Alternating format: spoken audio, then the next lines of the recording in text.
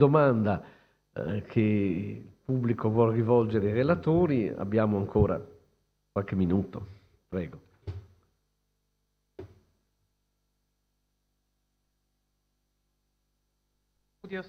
Grazie.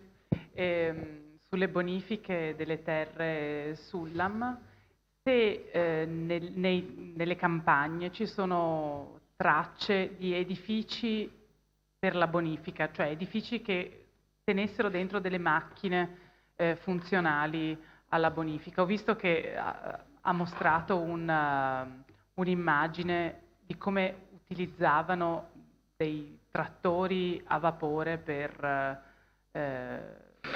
bonificare.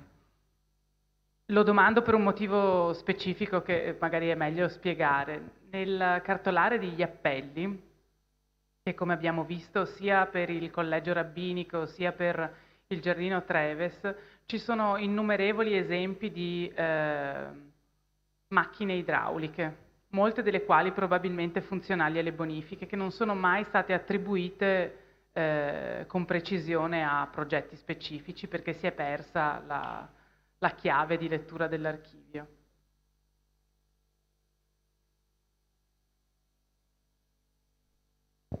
Ma non so, bisogna sentire un po' gli esperti di archeologia industriale in questo caso, più che gli storici dell'economia e della società.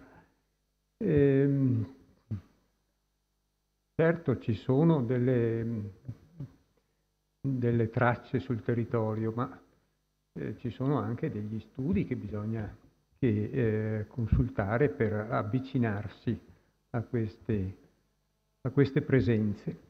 Mi pare difficile in questo momento dire qualcosa di più. Va bene, chiedo scusa, grazie.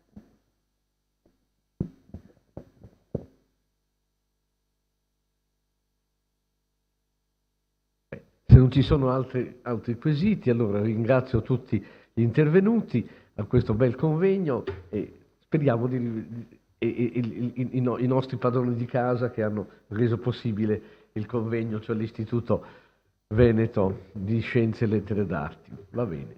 Grazie.